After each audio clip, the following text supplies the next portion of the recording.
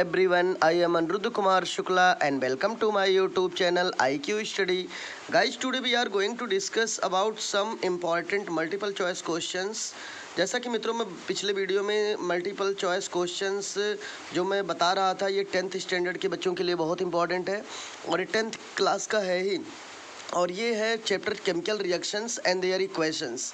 इस चैप्टर से मैंने टोटल 18 बहुत ही इंपॉर्टेंट एमसीक्यू क्वेश्चंस को इसमें जनरेट किया और इसमें आपके लिए बहुत अच्छा मैं वीडियो आपके लिए मैं लाना चाह रहा हूँ। और एक लेक्चर मैंने दे दिया है और एमसीक्यू क्वेश्चन के ऊपर मैंने एक लेक्चर दिया है। उस लेक्चर में 7 एमसीक्यू क्वेश्चंस हैं और उन सभी एमसीक्यू क्वेश्चंस को बहुत वेल तरीके से अच्छे से डिफाइन किया गया है।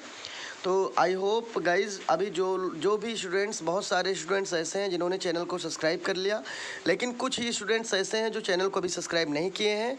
सो प्लीज़ आपसे रिक्वेस्ट है कि आप चैनल को सब्सक्राइब कर लीजिए, बेल आइकन को प्रेस करिए, जिससे जो भी वीडियोज़ मैं भेजूँ और सारी वीडियोज़ की नोटिफिकेशन आपको मिलती रहे। Okay guys, without wasting time let's start. अब हम चलते हैं क्वेश्चन नंबर 7 के ऊपर, क्योंकि मैं 1 से लेकर 7 तक हम लोग डिस्कस कर चुके हैं लेक्चर फर्स्ट में। अब हम लोग डिस्कस करेंगे लेक्चर सेकंड में डिस्कस करेंगे आफ्टर 7 क्वेश्चन नंबर 7 के बाद से। चलिए 7 के बाद से जो 18 नंबर क्वेश्चन है, इस क्वेश्चन को पहले आप अच्छे से देखिए। क्वेश्चन में है गाइज क्या दिया है, देखिएगा अच्छे से। 8 नंबर क्वेश्चन क्या है, which among the following statement is true. बताना है कि कौन सा स्टेटमेंट सही है। आगे, exposure of silver chloride to sunlight for a long duration turn grey due to. ठीक है, चलिए फिर समझ लिया जाए। कह रहा है which among the following statement is और ट्रू, मतलब कौन सा स्टेटमेंट आज सही है।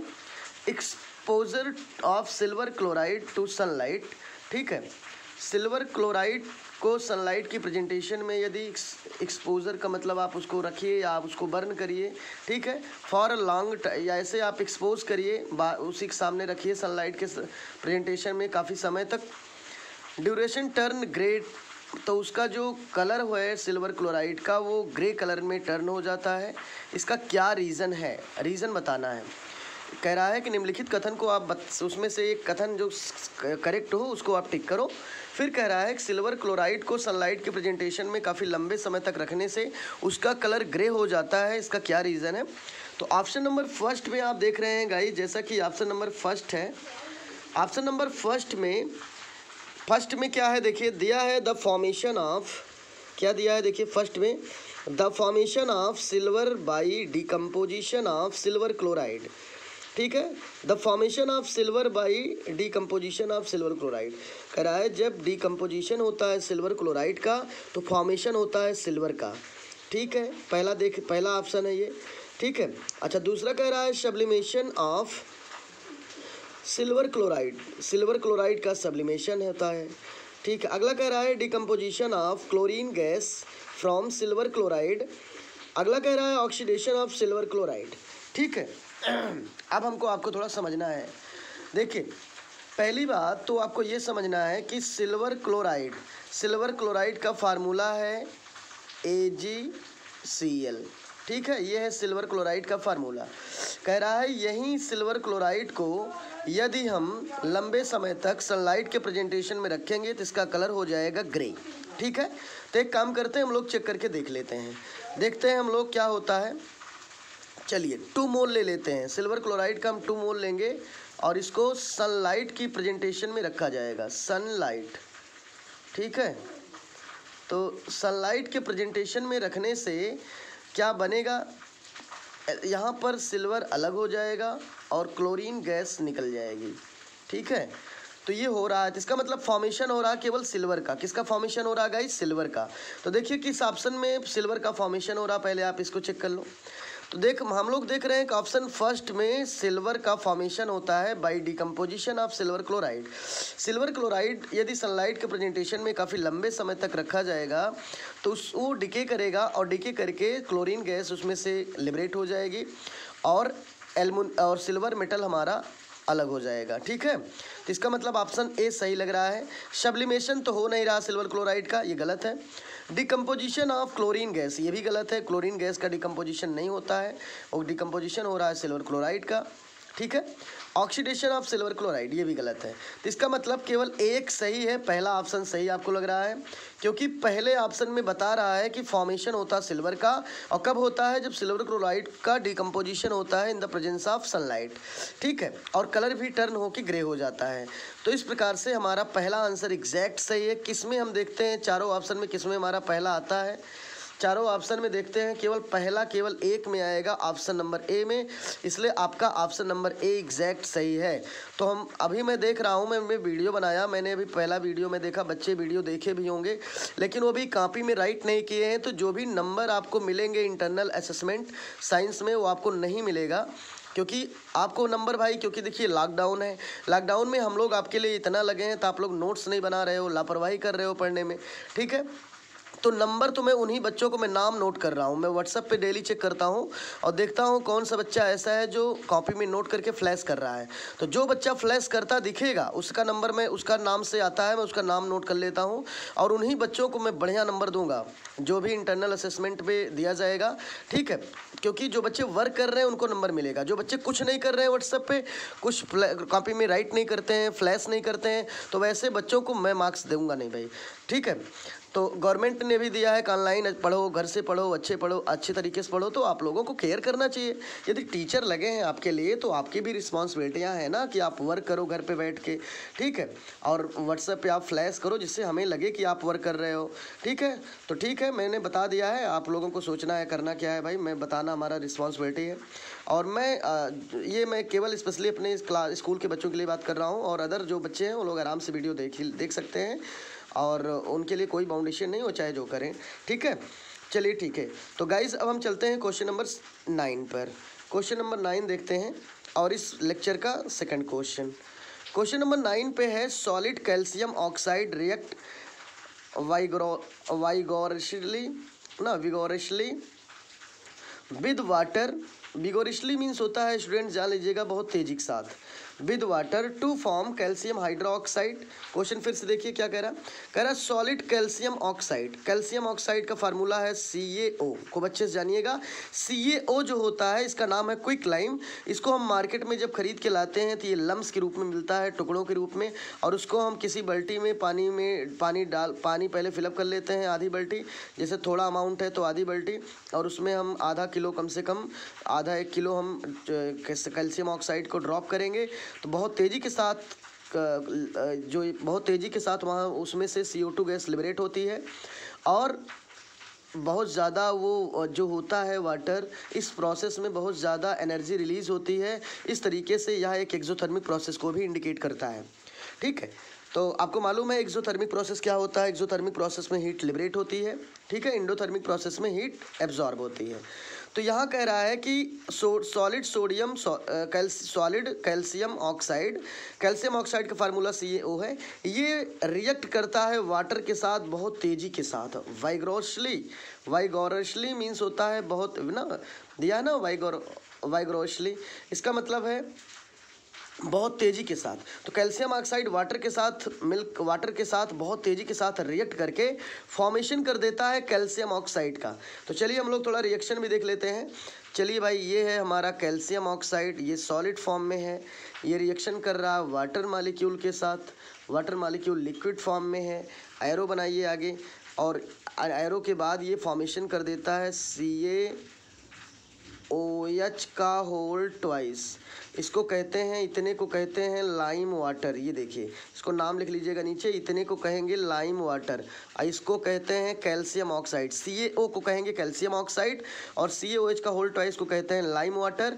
ठीक है, एक नाम और इसका है कैल्शियम हाइड्रोक्साइड। ठीक है, इसका एक नाम और है, देखिएगा, इसका एक नाम, जितना मैं अंडरलाइन कर रहा हूँ, इसका एक नाम है कैल्शियम हाइड्रोक्साइड, एक नाम है लाइम वाटर, और इसको हम कहते हैं बुझा चूना, हिंदी में बोलते हैं बुझा चूना। किसको बुझा चूना कहते हैं? कैल्शियम हाइड्रोक्साइड को। तो आपको जो मैं अभी रिएक्शन दिखाया, इस रिएक्शन को भी कॉपी में नोट करना है। कहाँ नोट करना है? जब क्वेश्चन नंबर 9 आप MCQ वाला लिखेंगे तो उसके नीचे एक लाइन रिएक्शन भी शो करेंगे और नाम भी लिखेंगे। ठीक है, तो चलिए आगे कह रहा है कि solid calcium oxide react with vigorously with water to form calcium hydroxide accompanied by liberation of heat. This process is called slaking of lime. Calcium hydroxide dissolves in water to form its solution called lime water. Which among the following is true about slaking of lime and solution formed? चलिए ठीक है, कह रहा है कि जो statement ऊपर दिया जा रहा है उनमें से ये चारों ऑप्शन में कौन कौन सही हैं। ठीक है, पहला तो कह रहा है कि पहला क्या कह रहा है इसको समझ लिया जाए। सबसे फर्स्ट टाइम गाइज ये कह रहा है, सबसे फर्स्ट टाइम ये कह रहा है कि सॉलिड कैल्शियम ऑक्साइड रिएक्ट करता है वाइगोरोसली। ठीक है, वाइगोरोसली मीन्स बहुत तेजी के साथ रिएक्ट करेगा वाटर के साथ, मतलब कैल्शियम ऑक्साइड बहुत तेज़ी के साथ रिएक्ट करता है। किसके साथ रिएक्ट करता है? वाटर के साथ। और फॉर्म करता है, फॉर्म मीन्स प्रोड्यूस करता है, बनाता है कैल्शियम हाइड्रोक्साइड को। अभी अभी मैंने बताया कि CO2 गैस लिबरेट होती है और एक एक्सोथर्मिक प्रोसेस है जैसा कि मैंने दिखाया। ठीक है, और इसी प्रोसेस को कहते हैं स्लैकिंग ऑफ लाइम। ठीक है, तो चलिए देखिए कौन ऑप्शन सही। भाई पहला ऑप्शन में कह रहा है कि it is an endothermic process, तो एकदम गलत है पहला ऑप्शन, क्योंकि इसमें हीट एब्जॉर्ब नहीं होती, हीट रिलीज करता है। इसका मतलब यह एक एक्सोथर्मिक प्रोसेस है। चलिए दूसरा ऑप्शन देखते हैं हम लोग। दूसरे में कह रहा है कि it is an exothermic process, exact right है, क्योंकि गाइज मैं बता चुका हूँ कि यह एक एक्सोथर्मिक प्रोसेस है, क्योंकि इसमें CO2 गैस लिबरेट होती है और लाटा ज़्यादा मात्रा में हीट भी रिलीज होती है। थर्ड नंबर पे कह रहा है कि थर्ड नंबर पे ये क्या कह रहा है कि the pH of resulting solution will be more than 7। Exact सही है भाई, आप पहले समझिए। CaOH का होल ट्वाइस, इसका नाम है कैल्शियम हाइड्रोक्साइड और ये एक बेस है। कैल्शियम हाइड्रोक्साइड भी एक स्ट्रॉन्ग बेस में ही आता है, तो कैल्शियम हाइड्रोक्साइड भी एक बेस है। और बेस का pH आपको मैं दिखाना चाह रहा हूँ, हम लोग कई बार पढ़े हैं, 0.0 से लेकर 6.9 के तक अगर कोई वैल्यू आएगी या इनके बीच में कोई आएगी तो उसका मीडियम होगा एसिडिक। एकदम देख के वैल्यू देख के आप आंसर बताओ। दूसरा, यदि किसी का pH 7 किसी का pH गाइज 7.1 से लेकर 14.0 तक। ठीक है, यदि किसी का pH 7.1 से लेकर 14.1 तक है या इसके बीच में है तो इनका मीडियम होता है बेसिक, या बेसिक पूछता है तो जान लीजिए उसका pH एबव 7 होगा, 7 से ऊपर होगा। तो ये भी आपको अच्छे समझ में आ गया होगा। अच्छा, जिसका pH केवल 7 होता है वो न्यूट्रल की पोजीशन में होता है, वो न्यूट्रल होता है। इसका मतलब ये हुआ कि ना तो वो एसिड होगा ना तो वो बेस होगा। तो गाइज ये भी आपको अच्छे समझ में आ गया। अब ये कह रहा है कि the pH of resulting solution, resulting solution कौन है? कैल्शियम हाइड्रोक्साइड है। कैल्शियम हाइड्रोक्साइड एक बेस है, स्ट्रॉन्ग बेस है, तो श्योर सी बात है इसका pH एबव 7 होगा, मोर देन 7 होगा। तो सही है, तीसरा भी सही है। तीसरा कह रहा था pH of resulting solution will be more than 7, से 7 से ज़्यादा होना चाहिए, एग्जैक्ट सही है। फोर्थ कह रहा है कि the pH of the resulting solution will less than 7, एकदम गलत है लास्ट वाला। ये 4 नंबर वाला ये गलत है। 4 नंबर का ऑप्शन गलत है, क्योंकि 7 से नीचे pH नहीं होगा, 7 से नीचे होगा तो वो बेस को एसिडिक मीडियम को शो करेगा। और यहाँ पर जो रिजल्टिंग सोल्यूशन है कैल्शियम हाइड्रोक्साइड है, और कैल्शियम हाइड्रोक्साइड एक स्ट्रॉन्ग बेस है जिसका pH 7 से ऊपर हमेशा होगा। ठीक है, तो इसका मतलब 2 ऑप्शन सही हैं। अब देखते हैं कि ऑप्शन नंबर 2 और 3 किस में है। ऑप्शन नंबर 2 और 3 है बी में, इसलिए हमारा बी ऑप्शन राइट होगा। आप देख लीजिएगा। तो इस क्वेश्चन नंबर 9 का जो आंसर है, आंसर नंबर बी है। बी को आपको टिक करना है। बी में सेकंड और थर्ड है। सेकंड और थर्ड मीन्स सेकंड भी सही है, थर्ड भी सही है, यही दोनों ऑप्शन केवल बी में है, इसलिए आपका आंसर बी सही है। ठीक है, तो आपका ऑप्शन बी सही है। अब हम चलते हैं गाइस क्वेश्चन नंबर 10 के ऊपर। क्वेश्चन नंबर 10 में क्या दिया है देखिएगा। क्वेश्चन नंबर 10 में है barium chloride on reacting with ammonium sulphate. ठीक है, चलो देख रिएक्शन हम लोग पहले देख लेते हैं। बेरियम क्लोराइड का फार्मूला होता है BaCl2। ठीक है, इसका रिएक्शन कराना है, थोड़ा मैं छोटा कर लूँ भाई, बड़ा ज़्यादा हो रहा है। बेरियम क्लोराइड, इसका रिएक्शन कराना है, कह रहा है barium chloride on heating, sorry barium chloride on reacting with ammonium sulphate. चलिए अमोनियम सल्फेट का फार्मूला होता है NH4 का होल ट्वाइस SO4। ये है अमोनियम सल्फेट का फार्मूला, SO4 है भाई, आप लोग अच्छे से नोट कर लीजिएगा। फिर से देखिए फार्मूला मैं आपको बता रहा हूँ, फिर से आप लोग एक काम करिए, फिर से नोट करिए और साफ साफ देखिए। फार्मूला है BaCl2 barium chloride plus ammonium sulphate. Ammonium sulphate का फार्मूला होगा NH4 का होल ट्वाइस SO4। तो ये हो गया हमारा बेरियम क्लोराइड और ये है अमोनियम सल्फेट। आगे कह रहा है कि ये दोनों आपस में रिएक्ट करके, ठीक है, रिएक्ट करके फॉर्म करेंगे बेरियम सल्फेट और अमोनियम क्लोराइड। तो क्या फॉर्म करेंगे? फॉर्म करेंगे barium sulphate and ammonium chloride, का मतलब NH4Cl, ठीक है, ये फॉर्म करेंगे। अब इसमें आप एक चीज़ ध्यान दे दीजिए, पहले इसका नाम है बेरियम क्लोराइड और इसका नाम है अमोनियम सल्फेट। अमोनियम सल्फेट का फार्मूला NH4 का होल ट्वाइस SO4। ये गिब्स आउट करते हैं, देते हैं, एरो के बाद क्या प्रोड्यूस करेंगे? बेरियम सल्फेट और NH4Cl। ऐसे भी इस क्वेश्चन के नीचे पूरा क्वेश्चन नोट करिएगा, ऑप्शन टिक करने के बाद आप नीचे एक लाइन ये रिएक्शन जरूर दिखाइएगा, ठीक है। अब कह रहा है कि ये जो रिएक्शन है, क्या यह रिएक्शन जो है guys, which of the following correctly represent the type of reaction involved, मतलब ये किस टाइप का रिएक्शन शो कर रहा है। तो चलिए ठीक है, थोड़ा सा हम लोग देख लेते हैं भाई किस टाइप का रिएक्शन है ये, ठीक है। चलिए हम लोग देखते हैं किस टाइप का रिएक्शन है। पहला कह रहा है डिस्प्लेसमेंट रिएक्शन है, ठीक है। दूसरा कह रहा है प्रेसिपिटेशन रिएक्शन है, ठीक है। और अगला कह रहा है कि ये कम्बिनेशन रिएक्शन है, ठीक है। और अगला कह रहा है ये डबल डिस्प्लेसमेंट रिएक्शन है। चलिए हम लोग एक एक चीज़ चेक करते हैं। तो गाइस पहला कह रहा है डिस्प्लेसमेंट रिएक्शन है, तो ये डिस्प्लेसमेंट रिएक्शन नहीं है, ठीक है, ये एक डिस्प्लेसमेंट रिएक्शन नहीं है, ठीक है। अच्छा अब हम चेक करते हैं कि भाई दूसरा देखते हैं क्या प्रेसिपिटेशन है। 20 सेकंड प्रेसिपिटेशन, इसमें प्रेसिपिटेट बनेगा, इसलिए आपका सेकंड सही होगा क्योंकि एक प्रेसिपिटेशन रिएक्शन है ये। अगला कह रहा है कि क्या ये कॉम्बिनेशन रिएक्शन है, तो भाई कॉम्बिनेशन नहीं है ये, ठीक है। फिर इसके बाद कह रहा है कि क्या डबल डिस्प्लेसमेंट रिएक्शन है, तो डबल डिस्प्लेसमेंट रिएक्शन है, क्योंकि हमने आपने 20 बार पढ़ रखा है कि जब कोई दो कंपाउंड आपस में रिएक्ट करते हैं, ठीक है, तो जो उसमें डिस्प्लेसमेंट होता है दोनों कंपाउंड के द्वारा, तो वो कहलाता है डबल डिस्प्लेसमेंट रिएक्शन। और यहाँ पर वही सेम कंडीशन हो रही है, जैसे बेरियम क्लोराइड का रिएक्शन हो रहा है अमोनियम सल्फेट के साथ, NH4 का होल ट्वाइस SO4, और गिब्स आउट हो रहा है, क्या गिब्स आउट हो रहा है भाई, देखो गिब्स आउट हो रहा है, बन रहा है बेरियम सल्फेट और बाई प्रोडक्ट में निकल रहा है अमोनियम क्लोराइड, ये निकल रहा है। अब ये यहाँ देखिए एक कंपाउंड ये है और एक कंपाउंड ये है, ठीक है। तो जब कभी भी when two compounds which are react with each other and which are displaces one two another, ठीक है, इसका मतलब कि ये हुआ कि जब कोई दो कंपाउंड आपस में रिएक्ट करते हैं तो कोई एक नॉन मेटल ग्रुप किसी दूसरे नॉन मेटल ग्रुप को उसके प्लेस से डिस्प्लेस करता है। तो ठीक है, इस प्रकार का रिएक्शन डिस्प्लेसमेंट से ही रिलेटेड है, लेकिन ये डबल डिस्प्लेसमेंट रिएक्शन का एग्जाम्पल है।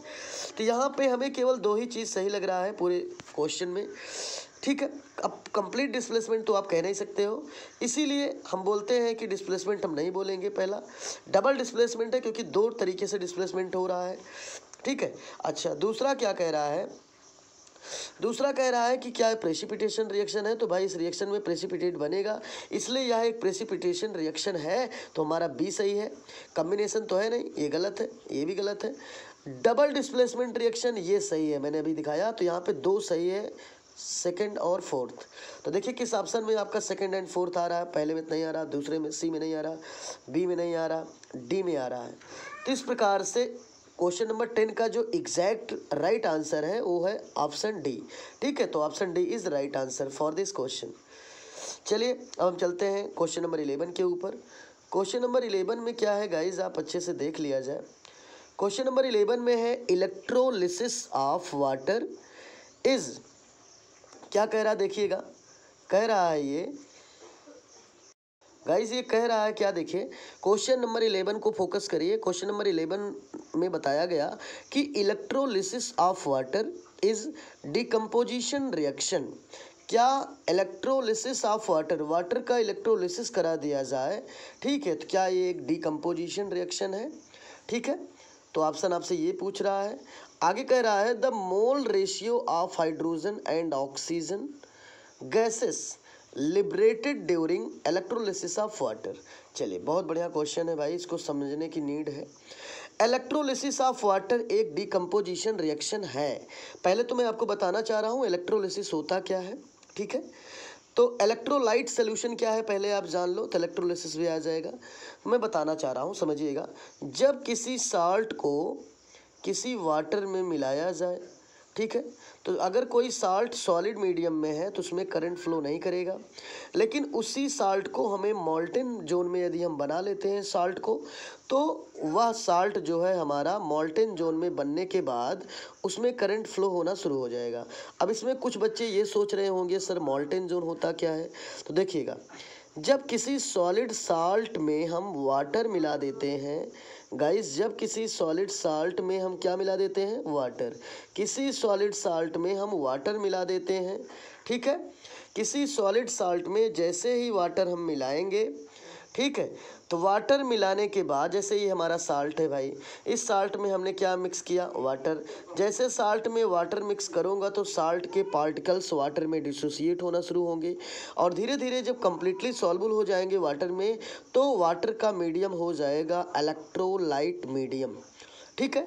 फिर सुनिए, किसी साल्ट को वाटर में मिलाओ, साल्ट पार्टिकल वाटर में जब कम्प्लीटली डिसोसिएट हो जाएगा, ठीक है, तो जो वाटर है उसका कंसंट्रेशन राइज होता जाएगा, ठीक है, कंसंट्रेशन पहले के कंपैरिजन से राइज होता जाएगा, ठीक है, और उसका मीडियम चेंज करता जाएगा। और ये मैं बताना चाह रहा हूँ, जब किसी साल्ट को हम वाटर में मिलाते हैं तो साल्ट वाटर में डिसोसिएट होता जाएगा, ठीक है। जब वो कम्प्लीटली डिसोसिएट हो जाएगा तो वाटर का मीडियम इलेक्ट्रोलाइट कन्वर्ट होना शुरू होगा। कैसे होगा, जैसे साल्ट को सपोज करो, एक साल्ट है NaCl, NaCl, एक गिलास वाटर लीजिए, उसमें 2 स्पून आप NaCl को ड्रॉप करिए। जैसे आप ड्रॉप करेंगे 2 स्पून NaCl को, ठीक है, जैसे में थोड़ा आप देखिए, सपोज करिए कि ये हमारा NaCl है, अच्छे से देखिए, ये हमारा क्या है, NaCl है, ठीक है, और ये हमारा, ध्यान से देखिएगा, ये हमारा बीकर है। बीकर में हमने थोड़ा सा क्या फिलअप किया, आप अच्छे से देखिए, बीकर में हमने थोड़ा सा वाटर फिलअप किया। क्या फिलअप किया, वाटर। बीकर में हमने थोड़ा सा वाटर फिलअप किया। अब अभी इसमें कुछ मिला नहीं, केवल वाटर है। अब हम एक काम करेंगे गाइस, इस NaCl को वाटर में ड्रॉप करेंगे तो क्या होगा कि ये NaCl वाटर में जाएगा तो घुलना शुरू होगा, डिसॉल्व होना शुरू हो जाएगा, और जैसे डिसॉल्व होना शुरू होगा वैसे ही वाटर का मीडियम इलेक्ट्रोलाइट कन्वर्ट होना शुरू हो जाएगा, और जब कम्प्लीटली डिसोसिएट हो जाएगा तो पूरा सोल्यूशन कंप्लीट इलेक्ट्रोलाइट सोल्यूशन बनके रेडी हो जाएगा। और इसी सोल्यूशन में जो हमारा इलेक्ट्रोलाइट सोल्यूशन है, इसी में हम करंट पास कराएं। क्या पास करा दें, करंट। इसी में हम यदि करंट पास करा दें तो प्रोसेस होना शुरू हो जाएगा इलेक्ट्रोलिसिस। क्या प्रोसेस शुरू होगा, इलेक्ट्रोलिसिस, ठीक है। तो ये आपको अच्छे से, इस प्रकार से आपको बहुत अच्छे समझ में आ गया होगा कि इलेक्ट्रोलाइट से ही इलेक्ट्रोलिसिस होता है। लेकिन एक बात और भी जानिए, सपोज करिए कोई वाटर है यार, ठीक है, वाटर में हम करंट फ्लो कराएंगे तब भी इलेक्ट्रोलिसिस प्रोसेस होता है, ठीक है, क्योंकि वाटर में जैसे करंट हम लोग फ्लो कराएंगे तो वाटर में जो है वाटर डीके करेगा, डीके का मतलब वेपर फॉर्म में कन्वर्ट होना शुरू हो जाएगा, तो कुछ न कुछ डिकेइंग होगा, ठीक है। तो इस प्रकार से इलेक्ट्रोलिसिस प्रोसेस होता है, ठीक है। तो वाटर का जब इलेक्ट्रोलिसिस कराओगे, इसका मतलब वाटर में हम करंट फ्लो कराएंगे तो उसमें डिकम्पोजिशन रिएक्शन होगा। आगे कह रहा है कि अच्छा, वाटर का फार्मूला पहले नोट कर लिया जाए कहीं पे भाई। वाटर का फार्मूला है H2O, इसका मतलब H2O पहले H है, तो H कितना मोल है, मोल अगर देखा जाए तो 1 ही मोल है। अगर हम मोल की बात करेंगे भाई, अगर हम केवल H2O में केवल मोल की बात करेंगे तो 1 मोल हाइड्रोजन है, 1 ही मोल ऑक्सीजन भी है।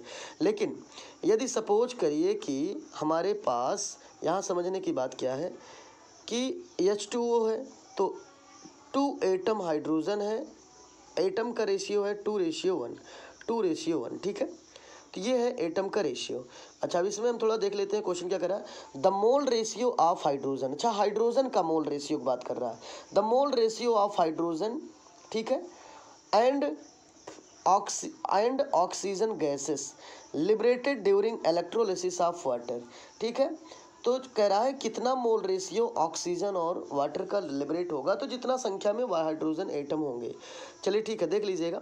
जैसे हम लोग एक रिएक्शन दिखा लेते हैं, समझ में आ जाएगा, ठीक है। जैसे देखिएगा, अब हम यहाँ पे मैं आपको बताना चाह रहा हूँ कि गाइज, जैसे आप देख रहे हो, केवल आप बेसिक देख लो H2O, ठीक है। H2O में अगर देखा जाए तो ये हम सपोज करिए नॉर्मल तरीके से हम लोग ऐसे बेसिक समझते हैं पहले। जैसे H2O है तो ठीक है, H2O सपोज करिए मैं 4H2O ले लिया हूँ, इसका मैं इलेक्ट्रोलिसिस करा दिया हूँ, तो क्या बन जाता है देखिएगा। डिकेइंग कराओगे तो क्या होगा, डिकेइंग कराते समय थोड़ा सा ध्यान देना है, इसको ऐसे नहीं लेते हैं, ऐसे सपोज करिए आप देखिएगा, हम लोग वाटर मालिक्यूल लेते हैं, वाटर मालिक्यूल का फार्मूला है H2O, लेकिन हम वाटर कितना मोल लेते हैं, 2 मोल, और इसका करा देते हैं, इसमें हम करंट पास कराएंगे, क्या पास करा देते हैं, करंट। थोड़ा अब मैं और सही बना लूँ, 1 मिनट। चलिए देखिए, ये है हमारा वाटर, ये वाटर है, वाटर को हमने कितना मोल लिया, 2 मोल लिया। वाटर पे मैंने क्या फ्लो करा दिया, करंट। वाटर पे मैंने करंट पास करा दिया, और जैसे पे वाटर पे मैंने करंट पास कराया तो वाटर में से हाइड्रोजन गैस और ऑक्सीजन गैस दोनों लिबरेट होगी। तो जब इसमें करंट हम लोग पास कराएंगे, क्या पास कराएंगे, करंट। जैसे हम लोग करंट पास कराते हैं वाटर में, ठीक है, वैसे ही यहाँ पे हाइड्रोजन गैस लिबरेट होगी। तो हाइड्रोजन गैस इस तरीके से लिबरेट होगी, ठीक है, प्लस ऑक्सीजन गैस भी लिबरेट होगी इस तरीके से, और ये रिएक्शन बैलेंस भी है, आपको दिख रहा होगा। तो देखिए, जब वाटर मालिक्यूल में, यही क्वेश्चन आपसे कह रहा है, यही क्वेश्चन आपसे पुटअप कर रहा है, कह रहा है वाटर मालिक्यूल का में जब हम करंट पास कराते हैं तो प्रोसेस इलेक्ट्रोलिसिस होता है, और जैसे इलेक्ट्रोलिसिस प्रोसेस होता है तो वहाँ से हाइड्रोजन गैस लिबरेट होगी। तो कितना मोल लिबरेट हो रही है आप इसको देखिए, और कितना मोल ऑक्सीजन लिबरेट हो रहा है, तो देखिएगा अच्छे से। यहाँ पर आपको बहुत अच्छे से दिख रहा होगा कि H2 के सामने 2 है तो इसका मतलब हाइड्रोजन 2 मोल लिबरेट हो रहा है, O2 के सामने 1 है, इसका मतलब ऑक्सीजन 1 मोल लिबरेट हो रहा है। तो इसका मोल हाइड्रोजन और ऑक्सीजन का जो हाइड्रोजन और ऑक्सीजन गैस का जो लिबरेशन है, मोल लिबरेशन, गैस का जो मोल के फॉर्म में लिबरेशन है वो है 2:1। कैसे, आपको समझ में आ गया होगा, ठीक है। तो आई होप आपको ये समझ में आ गया होगा। हम देखते हैं 2:1 किस में है, तो ऑप्शन बी में है, इसलिए हमारा B is the right answer of this question. तो 11 नंबर क्वेश्चन का एग्जैक्ट आंसर सही है, वो है ऑप्शन नंबर बी, ठीक है। और सभी बच्चे कॉपी में राइट करेंगे, व्हाट्सएप पे फ्लैश करेंगे। मैं डेली वॉच करता हूँ, डेली नाम नोट करता हूँ, मैं बोलूँगा नहीं, लेकिन जिस दिन पेपर होगा उस दिन आपसे, ठीक है, कोई भी कुछ सुना नहीं जाएगा, क्योंकि आपसे, आप घर पे हो, आपको प्रेशर नहीं किया जा रहा आप स्कूल आओ, लेकिन घर बैठ के आप वर्क कर सकते हो, पढ़ सकते हो। कोई प्रॉब्लम है तो हमसे शेयर कर सकते हो कमेंट बॉक्स में, या कमेंट बॉक्स में नहीं, आप हमारा नंबर जानते हो, वहाँ पे बात करो, ठीक है। लेकिन आप पढ़ो बेटा, हम आप लोगों के लिए लगे हैं, तो आप लोगों की रिस्पॉन्सिबिलिटी है पढ़ाई करना, ठीक है। चलिए, तो आपको समझ में आ गया होगा कि 11 नंबर क्वेश्चन का एग्जैक्ट आंसर है option number B, B is the right answer. चलिए, 11 नंबर के बाद 12 नंबर क्वेश्चन पे हम लोग चलते हैं। 12 नंबर क्वेश्चन है, which of the following is an endothermic process. अब आपको मालूम है इंडोथर्मिक प्रोसेस एक ऐसा प्रोसेस है जिसमें हीट क्या होता है, एब्जॉर्ब होता है। चलिए पहले ऑप्शन देखते हैं। पहला ऑप्शन क्या है, डाइल्यूशन ऑफ सल्फ्यूरिक एसिड। दूसरा है sublimation of dry ice, sorry. Second है sublimation of dry ice. Dry ice का फार्मूला होता है, जो बच्चे नहीं जानते हैं जान लें। ड्राई आइस को कहते हैं, फिर से देखो, कोई आपसे क्वेश्चन करता है कि sir what is the formula of dry ice, तो आपका आंसर होगा, ड्राई आइस का फार्मूला होता है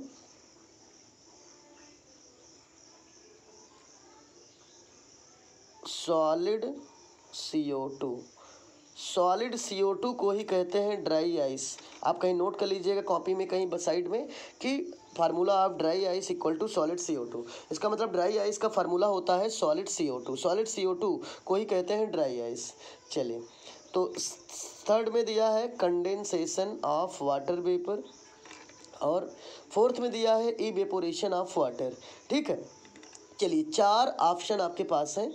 चारों ऑप्शन में बताना है कौन कौन सही है, किस तरीके से सही है आपको ये बताना है। चारों ऑप्शन में कौन कौन ऑप्शन ऐसे हैं जो एंडोथर्मिक प्रोसेस को शो करते हैं। ठीक है, चलिए देखते हैं। ठीक है, अब हम देखते हैं जैसे कि पहला है डाइल्यूशन ऑफ सल्फ्यूरिक एसिड। ठीक है, इसका मतलब सल्फ्यूरिक एसिड को डाइल्यूट करिए। कंसनट्रेट जब सल्फ्यूरिक एसिड लिया जाता है तो जैसे कि सपोज करिए कि गाइस ये बोतल है। ठीक है, ये हमारे पास बोतल, थोड़ा मैं सही बना दूं भाई, बोतल देखिएगा,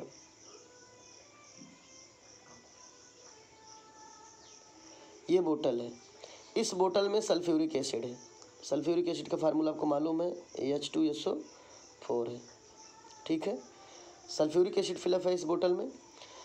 इस बोतल में कंसनट्रेट सल्फ्यूरिक एसिड है। हमने एक बीकर लिया, बीकर में हमने क्या किया, थोड़ा सा वाटर फिलअप किया। ये वाटर है, क्या है, वाटर है। तो गाइज आपको समझ में आ रहा होगा, ये वाटर है। चलिए ठीक है, मैं फिर से बनाना पड़ेगा, थोड़ा सा प्रॉब्लम हुआ। चलिए ठीक है, देखिएगा, सपोज करिए कि ये बॉटल है, इसमें है सल्फ्यूरिक एसिड। क्या फिलअप है इसमें, सल्फ्यूरिक एसिड H2SO4। ठीक है, फिलअप है, कंसनट्रेट सल्फ्यूरिक एसिड फिलअप है इसमें। चलिए अब देखिएगा कि मैंने एक बीकर लिया, ये बीकर है, बीकर में हमने वाटर फिलअप कर लिया। ये वाटर है, ये वाटर फिलअप किया। ठीक है, और हमारे पास एक ग्लास रॉड है, ये हमारे पास ग्लास रॉड है। ठीक है, फिर से मैं थोड़ा ग्लास रॉड का कलर दूसरे से कर लूँ, देखिएगा अच्छे से। ये सपोज करिए ग्लास रॉड है।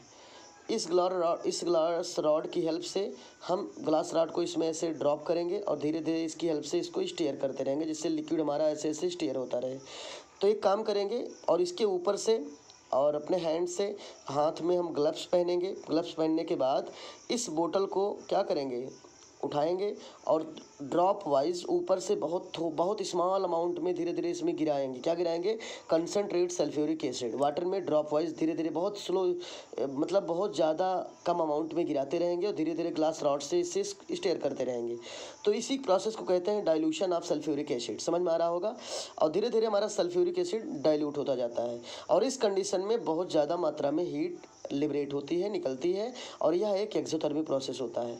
समझ में आ गया होगा। अब ये पहला कह रहा है डाइल्यूशन ऑफ सल्फ्यूरिक एसिड। तो डाइल्यूशन ऑफ सल्फ्यूरिक एसिड एक एक्सोथर्मिक प्रोसेस है, एंडोथर्मिक प्रोसेस नहीं है, इसलिए ऑप्शन ए आपका रॉन्ग आंसर है। ठीक है, एंडोथर्मिक नहीं, हमें एंडोथर्मिक बताना है। बी में कह रहा है सब्लिमेशन ऑफ ड्राई आइस। ठीक है, ड्राई आइस का सब्लिमेशन करो। सब्लिमेशन होता क्या है मैं बता रहा हूँ। सब्लिमेशन एक प्रोसेस का नाम है, मैं डिफिनीशन सुन लीजिए आप अच्छे से। Sublimation is the process in which a substance which are heating, आप थोड़ा पहले हिंदी में जानिए तब मैं इंग्लिश में फिर से रिपीट कर दूंगा। सब्लिमेशन एक ऐसा प्रोसेस है जिसमें किसी सॉलिड सब्सटेंस को हीट किया जाता है, वह solid substance direct solid to gas में कन्वर्ट हो जाता है। ठीक है, वह सॉलिड सब्सटेंस लिक्विड में कन्वर्ट नहीं होता है। ठीक है, और इसी प्रोसेस को कहते हैं सब्लिमेशन। तो I repeat again about the definition of sublimation. Sublimation is the process in which a solid substance which are heated directly, आप फिर से मैं रिपीट कर रहा हूँ एक बार और, फिर से आप देखिए, थोड़ा और अच्छे से मैं बताने का प्रयास कर रहा हूँ। Sublimation is the process in which a solid which are directly converted into solid to gaseous state on heating without changing into liquid state, vice versa on cooling, are called sublimation. I repeat again about the definition of sublimation. Sublimation is the process in which a solid which are directly converted into solid to gaseous state on heating without changing in liquid state, vice versa on cooling, are called sublimations. तो इसका मतलब समझ में आ गया होगा। Sublimation एक ऐसा process है जिसमें किसी सॉलिड को हीट किया जाता है और वह सॉलिड डायरेक्ट गैस में कन्वर्ट होता है, लिक्विड में नहीं कन्वर्ट होता है, और बाद में उसको कूल करते हैं तो फिर से अपने सॉलिड में आ जाता है। इसी प्रोसेस को कहते हैं सब्लिमेशन। ठीक है, तो सब्लिमेशन के लिए हमें हीट की आवश्यकता पड़ती है, इसलिए हीट, जैसे कोई चीज़ सब्लाइम करेंगे, हीट करेंगे भाई, हीट जैसे किसी चीज़ को हमें हीट करेंगे तो पहले तो हीट एब्जॉर्ब करेगा वो, ठीक है। तो इस प्रकार से इंडोथर्मिक प्रोसेस को इंडिकेट करता है सब्लिमेशन, हाँ ठीक है, हमारा सब्लिमेशन। तो यहाँ पे देखिएगा सेकंड आंसर आपका राइट है, second is the right answer. Right answer का मतलब ये हुआ कि सेकंड अभी सही है, सेकंड सब्लिमेशन का ही, सेकंड जो सब्लिमेशन ऑफ ड्राई आइस है, इसका मतलब सब्लिमेशन ऑफ ड्राई आइस एक इंडोथर्मिक प्रोसेस है। कुछ बच्चे जिनको कम समझ में आ रहा सब्लिमेशन में फिर से बता रहा हूँ, ऐसा कोई सॉलिड मटेरियल, ठीक है, जिसको आप हीट करिए वह सॉलिड मटेरियल लिक्विड में कन्वर्ट ना हो, डायरेक्ट गैस में कन्वर्ट हो जाए, ठीक है, और बाद में उसको हम फिर से कूल कर दें उसी गैस को, तो वह गैस फिर से सॉलिड में आ जाए, तो इसी प्रोसेस को कहते हैं सब्लिमेशन। आप एक बार फिर से इंग्लिश में सुन लीजिए, सब्लिमेशन के बारे में मैं आपको बताने चल रहा हूँ। Sublimation is the process in which a solid which are directly converted into solid to gaseous state on heating without changing in liquid state, vice versa on cooling, are called sublimation। Okay, तो sublimation एक ऐसा process है जिसमें हमें heat देना पड़ता है, इसका मतलब जो हीट एब्जॉर्ब करेगा वह एक इंडोथर्मिक प्रोसेस है, इसलिए हमारा बी ऑप्शन इंडोथर्मिक प्रोसेस है। चलिए हम लोग थर्ड में चलते हैं, थर्ड देखते हैं। थर्ड कह रहा है condensation of water vapour, water vapour का कंडेंसेशन कराओ, ठीक है। तो वाटर वेपर, जब वाटर वेपर गर्म होता है तो वो हीट एब्जॉर्ब नहीं करता है, हीट रिलीज करता है, तब वो कंडेंसेशन को प्राप्त होता है, ठीक है।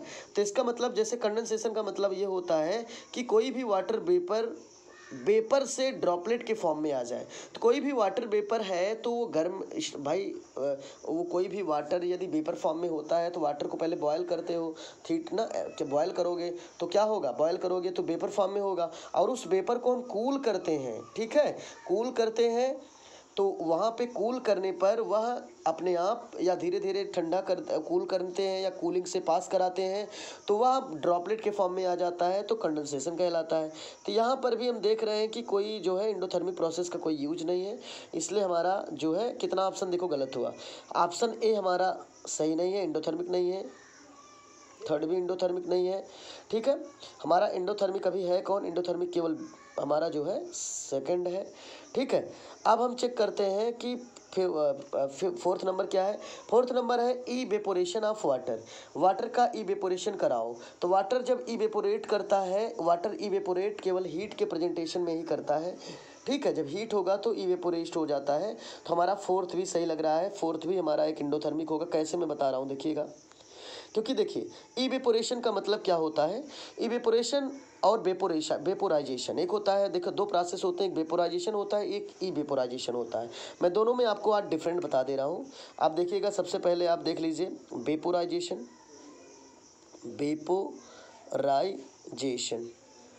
इधर, ठीक है, इधर मैं वेपोराइजेशन बता रहा हूँ और इस साइड में बताऊँगा इवेपोराइजेशन, इवेपोराइजेशन। चलिए पहले हम लोग डिस्कस करते हैं वेपोराइजेशन क्या है। वेपोराइजेशन एक ऐसा प्रोसेस है जिसमें किसी लिक्विड को उसके बॉइलिंग पॉइंट से एबव, उसके बॉइलिंग पॉइंट से ऊपर हीट कर दिया जाए, तो वह लिक्विड देखिएगा, तो उस कंडीशन में वह लिक्विड टू गैस में कन्वर्ट हो जाता है, तो इसे कहते हैं वेपोराइजेशन। इसका मतलब वेपोराइजेशन फिर समझिए, वेपोराइजेशन एक ऐसा प्रोसेस है जिसमें किसी लिक्विड को इतना हम हीट कर देंगे कि वह लिक्विड उस लिक्विड के बॉइलिंग पॉइंट से ऊपर हीट करते हैं, जिससे वह लिक्विड टू डायरेक्ट गैस में कन्वर्ट हो जाता है, तो उसे कहते हैं वेपोराइजेशन। इवेपोराइजेशन इसी उल्टा होता है। इवेपोराइजेशन एक ऐसा प्रोसेस होता है जिसमें कोई लिक्विड बिना हीट किए, मतलब हीट करिए भी तो उसको बॉइलिंग पॉइंट के नीचे हीट करिए, ठीक है। इसमें क्या होता है कंडीशन, वेपोराइजेशन में बॉइलिंग करना है एबव बॉइलिंग पॉइंट, ठीक है। यही थोड़ा अंतर है, बहुत ज़्यादा अंतर नहीं, केवल थोड़ा सा डिस्टर्ब है। एबव बॉइलिंग पॉइंट, किसी भी लिक्विड को उसके बॉइलिंग पॉइंट के ऊपर आप बॉयल करेंगे तो वेपोराइजेशन होगा। इवेपोराइजेशन क्या होता है, किसी भी लिक्विड को, ठीक है, इवेपोराइजेशन क्या है, इवेपोराइजेशन जो है आपका यहाँ पे है इवेपोराइजेशन जो होता है, इसमें किसी भी, समझिएगा, इसमें किसी भी लिक्विड को उसके बॉइलिंग पॉइंट के नीचे तक हीट करिए, ठीक है, तो वह लिक्विड कन्वर्ट होता है लिक्विड टू गैस में, ठीक है। तो इसमें बिलो इट्स बॉइलिंग पॉइंट होता है, क्या होता है, बिलो इट्स बॉइलिंग पॉइंट। समझना बस ये है, ये ट्रिक है समझने का। तो यहाँ पे समझिएगा अच्छे से, जो इवेपोराइजेशन होता है उसमें बॉइलिंग पॉइंट बेलो होता है, बेलो इट्स बॉइलिंग पॉइंट। तो कोई लिक्विड अपने बॉइलिंग पॉइंट के नीचे तक उसको हीट करिए तो वह लिक्विड टू कन्वर्ट हो जाता है गैस में, तो उसे कहते हैं इवेपोराइजेशन। अब इंग्लिश में डिफिनीशन समझिए पहले आप वेपोराइजेशन का। पहले किसको समझना है? वेपोराइजेशन। चलिए वेपोराइजेशन की डिफिनीशन हम इंग्लिश में समझते हैं। Vaporisation is the process in which a liquid which are converted from liquid to gaseous state above its boiling point are called vaporization. I repeat again about the definition of vaporization. Vaporization is the process in which a liquid which are converted into liquid to gaseous state above its boiling point are called vaporization. ठीक है, समझ में आ गया होगा। दूसरा है इवेपोराइजेशन। इवेपोराइजेशन, इवेपोराइजेशन क्या होता है? आप इसमें भी ऐसे बताएंगे कि evaporisation is the process in which a liquid which are converted from liquid to gaseous state below its boiling point, below its boiling point, below its boiling point. ठीक है, फिर से डिफिनीशन रिपीट कर रहा हूं मैं। I repeat again about the definition of evaporisation. Evaporisation is the process in which a liquid which are converted into liquid to gaseous state below its boiling point called evaporization. For example, evaporization का example है जैसे wet clothes dry, गीला हुआ कपड़ा सूर्य की रोशनी में रखने पर सूख जाता है। ठीक है, तो क्या उसको हम हीट करते हैं? भाई हम उसको कोई टेम्परेचर अलग से देते नहीं है, लेकिन उसको कुछ न कुछ हीट एब्जॉर्ब करता है। वो कहाँ से? सनलाइट से एब्जॉर्ब करके वो क्या करता है? वाटर वेपर को रिलीज कर देता है, छोड़ देता है। ठीक है, तो यहाँ पे समझने की बात क्या हो रही है कि इंडोथर्मिक प्रोसेस। तो इंडोथर्मिक प्रोसेस हमारा केवल दो ही इसमें इस ऑप्शन में है, एक है थर्ड और एक है फोर्थ। चलिए देखते हैं किस ऑप्शन में है थर्ड, सेकंड एंड फोर्थ। फिर से देखिएगा, देखिए भाई कि इस ऑप्शन में हमारा पहला गलत है और थर्ड गलत है। सही कौन है? Second and fourth. इसका मतलब ये दोनों सही है। अब हम देखते हैं कि इस ऑप्शन में सेकंड और फोर्थ है, तो सेकंड एंड फोर्थ ये केवल ऑप्शन डी में सही है, इसलिए D is the right answer for this question. Now we are going to discuss about question number 13। Question number 13 के ऊपर हम चलते हैं। क्वेश्चन नंबर 13 क्या कह रहा है देखिएगा। चलिए ठीक है, वीडियो बड़ा भी हो रहा है, चलिए ठीक है, लेकिन फिर से क्वेश्चन नंबर 13 में है, in the double displacement reaction between aqueous potassium iodide and aqueous lead nitrate yellow precipitate of lead iodide is formed while performing the activity if lead nitrate is not available. Which of the following can be used in the place of lead nitrate? ठीक है, तो चलिए ठीक है, क्या कह रहा है समझिए। कह रहा है कि डबल डिस्प्लेसमेंट रिएक्शन एक है। जो डबल डिस्प्लेसमेंट रिएक्शन किसके किसके बीच में है ये पहले समझ लिया जाए। डबल डिस्प्लेसमेंट रिएक्शन है हमारा पोटेशियम आयोडाइड और लेड नाइट्रेट के बीच में। ठीक है, आगे कह रहा है कि yellow precipitate of lead iodide is formed. Lead iodide के द्वारा एक येलो कलर का प्रेसिपिटेट फॉर्म होगा। While performing the activity if lead nitrate is not available, lead nitrate is not available, which of the following can be used in the place of lead nitrate? बहुत बढ़िया question है। कह रहा है guys कि एक double displacement reaction का example है। जो एग्जांपल किसके किसके बीच में रिएक्शन हो रहा है डबल डिस्प्लेसमेंट में? पोटेशियम आयोडाइड एक कंपाउंड है, दूसरा कंपाउंड है लेड नाइट्रेट। ठीक है, तो बाद में कहता है यही लेड नाइट्रेट जो है लेड, बाद में जब दोनों का रिएक्शन होगा तो बनेगा आपका क्या बन जाता है? बन जाता है लेड आयोडाइड, और उस लेड आयोडाइड का कलर हो जाता है येलो। फिर कह रहा है परफॉर्मिंग, क्या कह रहा है समझिए, कह रहा है performing the activity if lead nitrate is not available. Suppose करिए इस एक्टिविटी को दिखाते समय हमारे पास लेड नाइट्रेट अवेलेबल नहीं हो, तो इसके प्लेस पे हम किस केमिकल का यूज करेंगे? चलिए देख लेता हूँ, मैं बताता हूँ। देखिए हम लोग यूज करेंगे लेड सल्फेट का, नहीं करेंगे क्योंकि ये इनसॉल्युबल है। लेड एसीटेट का करेंगे, एग्जैक्ट करेंगे। पोटेशियम सल्फेट का नहीं करेंगे, अमोनियम नाइट्रेट का नहीं करेंगे, लेड एसीटेट का करेंगे। तो इस ऑप्शन में केवल एक सही है, ऑप्शन नंबर बी सही है। तो इसका मतलब ये हुआ यदि हमारे पास लेड नाइट्रेट नहीं है, हमें लेड एसीटेट अगर मिल जाए तब भी हमारा रिएक्शन डबल डिस्प्लेसमेंट को फॉलो करेगा। तो हमारा option number B is the right answer. चलिए क्वेश्चन नंबर 15 के ऊपर चलते हैं। क्वेश्चन नंबर 15 है the following reaction is used. क्या देखिए, the following reaction is used for the preparation of oxygen gas in the laboratory. Laboratory में यदि हमें ऑक्सीजन गैस का प्रिपरेशन करना हो तो एक रिएक्शन दे रहा है 2KClO3। 2KClO3, इसका नाम है क्लोरस ऑक्साइड करके है। KClO3 का नाम है क्लोरस ऑक्साइड करके है। हीट किया जा रहा है in the presence of catalyst. कोई कैटलिस्ट इसमें ले लिया गया है, मान लीजिए Fe ले लिया गया। तो इसके प्रेजेंटेशन में बनेगा प्रोडक्ट 2KCl और लिबरेट होगी ऑक्सीजन गैस। ठीक है, तो ये तो क्वेश्चन कह रहा, फिर आगे कह रहा विच of the following statement is correct about this reaction. इस रिएक्शन के लिए कौन सा स्टेटमेंट सही है। तो ये वैसे ही एक डिकम्पोजिशन रिएक्शन है। ठीक है, कैसा रिएक्शन है, डिकम्पोजिशन रिएक्शन है। क्योंकि डिकम्पोजिशन रिएक्शन क्या होता है, decomposition reaction is a reaction in which a compound which are break down into 2 और more simpler components are called decomposition reaction. तो ये एक डिकम्पोजिशन रिएक्शन है जिसमें एक कंपाउंड ब्रेक हो रहा है 2 और मोर सिंपलर कंपोनेंट में। ठीक है, तो पहला तो समझ में आ गया डिकम्पोजिशन है कि नहीं है। तो डिकम्पोजिशन है। अब देखना है एंडोथर्मिक है कि एक्सोथर्मिक है। ठीक है, यहाँ पे देखिएगा कोई भी कंपाउंड ब्रेक होगा। ठीक है, तो यहाँ देखिएगा, मैं अभी आपको बता दे रहा हूँ कि क्या होगा ये। ठीक है, तो देखिए यहाँ पे 2KClO3 है, ये सॉलिड फॉर्म में है। तो ये जल्दी से तो हीट होगा नहीं, इसको हीट हमें देना पड़ेगा। हम लोग हीट इसको देंगे तो ये एनर्जी को एब्जॉर्ब करेगा। पहले एब्जॉर्ब करेगा तो ये एक एंडोथर्मिक रिएक्शन को इन्वॉल्व करेगा। तो मतलब इसमें एंडोथर्मिक रिएक्शन इन्वॉल्व होगा।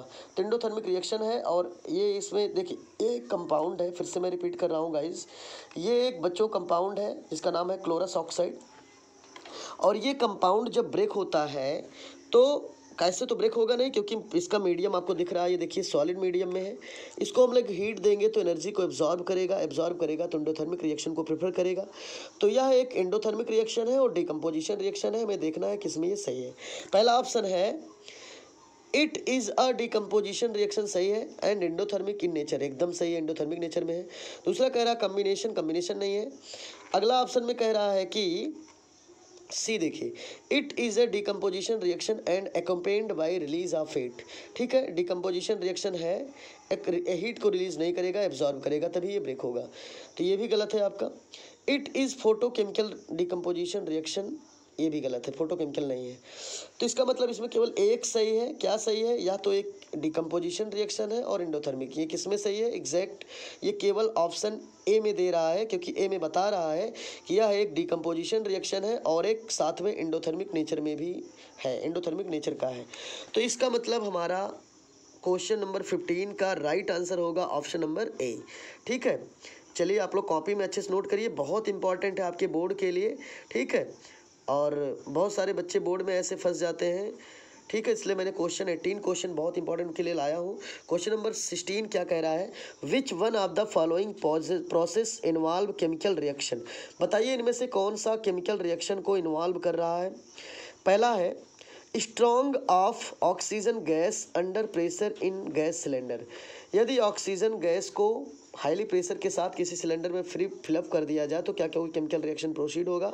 तो भैया इसमें कोई केमिकल रिएक्शन प्रोसीड नहीं होगा क्योंकि सिलेंडर में जब फिलअप रहेगा तो किसी से रिएक्ट नहीं कर पाएगा, इसलिए यहाँ पे कोई रिएक्शन नहीं होगा, कोई केमिकल रिएक्शन इन्वॉल्व नहीं करेगा, इसलिए हमारा ऑप्शन ए गलत होगा। ऑप्शन नंबर बी है लिक्विफ्रैक्शन ऑफ एयर। एयर का यदि लिक्विफ्रैक्शन कर दिया जाए तो कोई रिएक्शन होगा, तो नहीं होगा, कोई रिएक्शन नहीं होगा, इसलिए हमारा बी भी रॉन्ग होगा। अब हम चलते हैं सी पर, देखते हैं। सी कह रहा है keeping petrol in China dish in a open. कुछ बच्चे सोचते होंगे सर चाइना डिश क्या है भाई, तो मैं बता रहा हूँ। चाइना डिश जो होता है एक टाइप का, दिखने में लुक लाइक एज वो पत्थर टाइप का बना रहता है।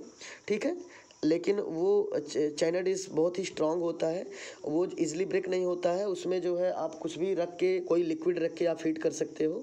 तो इसका शेप कुछ लुक लाइक है, जैसे आप कटोरी देखते हो कुछ ऐसे होता है। मैं दिखा रहा हूँ आपको, देखिएगा।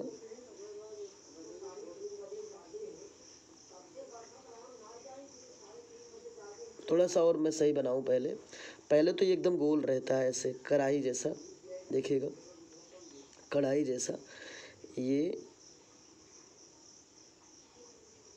ऐसे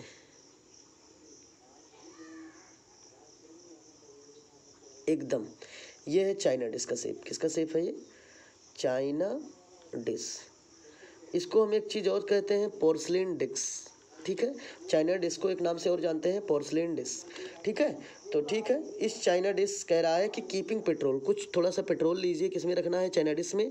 इन द ओपन, ओपन करके रखिए। तो भाई पेट्रोल एक वोलाटाइल सॉल्वेंट होता है, जिसको नहीं मालूम है जान लीजिए, petrol is a volatile solvent.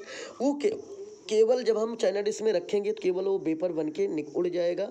ठीक है, वेपर फॉर्म में उड़ जाएगा, लेकिन इसमें भी कोई केमिकल रिएक्शन इन्वॉल्व नहीं होगा। इसलिए हमारा सी भी रॉन्ग है। तो हमारा ए रॉन्ग था, बी रॉन्ग था, सॉरी हमारा ए रॉन्ग था, बी रॉन्ग था, हमारा जो है सी ही रॉन्ग है। तो इसका मतलब ऑप्शन फोर्थ तो सही होगा ही होगा। ऑप्शन फोर्थ में कह रहा है heating copper wire, copper wire को हीट करो in the presence of air. भाई आपको ध्यान दीजिए, जब हम कॉपर आयर को हीट करेंगे in the presence of air, air के प्रेजेंटेशन में, ठीक है, कॉपर आयर को हम हीट करेंगे in the presentation of air, तो बना देगा वो, क्या बना देगा? बना देगा, ठीक है, 2CuO, ठीक है, बना देगा क्यूप्रिक ऑक्साइड, सॉरी यहाँ पे बन जाएगा क्यूप्रस ऑक्साइड बनेगा। ठीक है, तो ये यहाँ पे क्यूप्रस ऑक्साइड बन जाएगा। इसका मतलब मेटल ऑक्साइड बनेगा और एक केमिकल रिएक्शन इन्वॉल्व हो जाएगा। तो इसका मतलब option fourth is the option D is the right answer of question number 16। Question number 16 का डी आंसर राइट है। डी में कह रहा है heating of copper in the presence of air and high temperature. High temperature पर copper को heat करोगे air के प्रेजेंटेशन में तो तुरंत जस्ट मेटल ऑक्साइड बनेगा। क्या बनेगा? Metal oxide. और यह एक केमिकल रिएक्शन को इन्वॉल्व करता है, इसलिए आपका ऑप्शन नंबर डी सही है। चलिए ऑप्शन नंबर देखिए, अगला क्वेश्चन क्या है? अगला क्वेश्चन 17 नंबर क्वेश्चन है, in which of the following chemical reaction equations the abbreviate, क्या दिया है ये, एक मिनट, हाँ, एब्रेविएशन, ठीक है, एब्रेविएशन present the correct states of the reactants and products involved at reaction temperature. I repeat again about this question. In which of the following chemical equations the abbreviations represents the correct states of the reactants and products involved at reaction temperature. ठीक है, क्या कह रहा है कि एक ऐसा chemical reaction को आप शो करिए। एब्रीविएशन का मतलब होता है, ठीक है, एब्रीविएशन का मतलब कोई चीज़ बहुत फास्ट, ठीक है, रिप्रेजेंट करता है करेक्ट स्टेट। करेक्ट स्टेट का मतलब उसकी अवस्था कैसी होगी, सॉलिड होगी, लिक्विड होगी, गैस होगी, रिएक्टेंट एंड प्रोडक्ट दोनों का, ठीक है, तो वो आपको बताना है। मतलब एक ऐसा केमिकल रिएक्शन बताइए जो करेक्ट है, जो रिएक्टेंट प्रोडक्ट में हो और मतलब रिएक्टेंट प्रोडक्ट दोनों में स्टेट सेम मतलब स्टेट जो है उसका राइट हो, गलत स्टेट ना हो, तो रॉन्ग स्टेट ना हो। यहाँ पे देखना है ऑप्शन ए। ऑप्शन ए में क्या कह रहा है? देखिए ऑप्शन ए में है 2H2, ये H2 कह रहा है लिक्विड स्टेट में है, ऑक्सीजन लिक्विड स्टेट में है, बना रहा है गैस स्टेट, तो ये रॉन्ग होगा। कभी भी जब दो कोई लिक्विड स्टेट में होंगे तो उसका जो अगला स्टेट बनेगा वो भी लिक्विड में होगा, गैस में नहीं होगा, तो ये रॉन्ग ऑप्शन है। बी में कह रहा है 2H2 हाइड्रोजन गैस के फॉर्म में है, ऑक्सीजन लिक्विड के फॉर्म में है, तो वाटर बन रहा है लिक्विड के फॉर्म में, तो ये भी आपका गलत होगा। अब अगला जो कह रहा है गाइस, अगला ये कह रहा है कि सी में 2H2 गैस फॉर्म में है, ये भी गैस फॉर्म में है, तो ये भी गैस ही होगा, ये लिक्विड शो कर रहा है, तो ये यहाँ पे गलत है, ये भी सही गलत है। डी में कह रहा है कि ये गैस है, ये गैस है, ये गैस है। भाई जब ये दोनों रिएक्टेंट गैस होंगे तो प्रोडक्ट भी गैस होंगे, इसलिए हमें एग्जैक्ट लग रहा है कि हमारा ऑप्शन नंबर डी सही है। तो आपको समझ में आ गया होगा, क्वेश्चन में ये बता रहा था कि एक ऐसा रिएक्शन आपको मतलब कह रहा था क्वेश्चन में कुछ केमिकल रिएक्शन है जिसमें आपको करेक्ट स्टेट बताना है कि रिएक्टेंट प्रोडक्ट का करेक्ट स्टेट किसमें सही है, किसमें सही नहीं है। ठीक है, तो गाइज इस प्रकार से आपका क्वेश्चन नंबर 17 का राइट आंसर हो जाएगा डी। तो डी ऑप्शन सही होगा। और इस क्वेश्चन में जो कह रहा था आपको समझ में आ गया होगा कि ऐसा कोई केमिकल रिएक्शन आप इसमें बताइए कौन सही है जिसका स्टेट का ऑर्डर सही हो। स्टेट मतलब अवस्था, वो किस अवस्था में है। तो वहीं आपको रिएक्टेंट प्रोडक्ट दोनों का स्टेट एग्जैक्ट राइट बताना था। तो जो आपने बता दिया, मैं आपको समझा भी दिया कैसे बन रहा था। ऑप्शन नंबर डी, रिएक्टेंट दोनों गैस में है, प्रोडक्ट भी गैस में होगा, इसलिए ऑप्शन डी आपका राइट आंसर होगा। लास्ट क्वेश्चन है, क्वेश्चन नंबर 18 है, which of the following are combination reaction, इनमें से कौन एक कम्बिनेशन रिएक्शन का एग्जाम्पल है। तो चलिए, ये तो कम्बिनेशन है नहीं, ये एक ये आपका डिकम्पोजिशन रिएक्शन का एग्जाम्पल है, पहला गलत हो गया। दूसरा देखिएगा, MgO प्लस H2O मिलके बना रहा है MgOH का होल ट्वाइस, ठीक है। तो ये एक कम्बिनेशन का एग्जांपल है। कम्बिनेशन होता क्या है, combination reaction is a reaction in which 2 और more reactant molecule are react with each other produces a single product are called combination reaction. Combination reaction में गाइस कोई सिंगल प्रोडक्ट बनता है और 2 या 2 से अधिक रिएक्टेंट मॉलिक्यूल आपस में रिएक्ट करके सिंगल प्रोडक्ट को प्रोड्यूस करते हैं। तो आपका ऑप्शन ये सही है, ठीक है। चलिए, तो इसका मतलब आपका सेकंड सही है।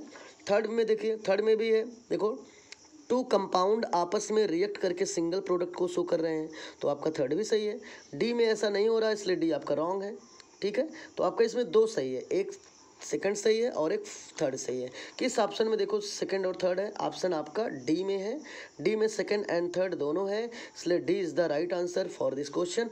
Okay guys, today is enough, आज के लिए बहुत ज़्यादा हो गया, वीडियो भी बड़ा हो रहा है। तो सभी बच्चों से रिक्वेस्ट है, पूरा आप अच्छे से पहले वीडियो 2 बार वॉच करें, 2 बार वॉच करिए, एकदम आपको रट जाएगा। पूरा 18 क्वेश्चन गारंटी हमारी है, कभी भी आ जाएगा इनमें से एक भी, आप बेहिचक एग्जैक्ट आंख बंद करके बता देंगे सर ये सही है, ठीक है। तो इतना बढ़िया मैंने प्रयास किया है आपके लिए, तो आपसे रिक्वेस्ट है कॉपी में अच्छे से नोट कर लो, जिससे आपको दिक्कत नहीं होगी, क्वेश्चन भी याद हो जाएगा, आपकी हैंडराइटिंग भी अच्छी होगी, नोट्स भी आपका रेडी रहेगा। और जो भी नंबर मार्क्स दिए जाएंगे इंटरनल असेसमेंट आपके वर्क के ऊपर मिलेगा। जो बच्चा फ्लैश नहीं करता है व्हाट्सएप से, उनको एक भी नंबर नहीं मिलेगा, क्योंकि मैं भाई आप लोगों के लिए लगा हूँ, आपको भी लग जाना चाहिए। और जो बच्चे अदर हैं, जैसे केवल मैं स्कूल के बच्चों की बात कर रहा हूँ, जो और भी हमारे गाइस, हमारे फ्रेंड्स, हमारे बहुत सारे स्टूडेंट्स ऐसे हैं जो अलग से देख रहे हैं वीडियो, उनके लिए कोई बाउंडेशन नहीं, वो चाहे लिखें चाहे ना लिखें, लेकिन वीडियो को अगर वो भी अच्छे से वॉच करेंगे, उनको भी एकदम सेटिस्फैक्शन में कोई दिक्कत नहीं होगी। तो okay guys, today is enough. Okay, thank you for watching my video and please like, share and subscribe to my channel. Okay, thank you.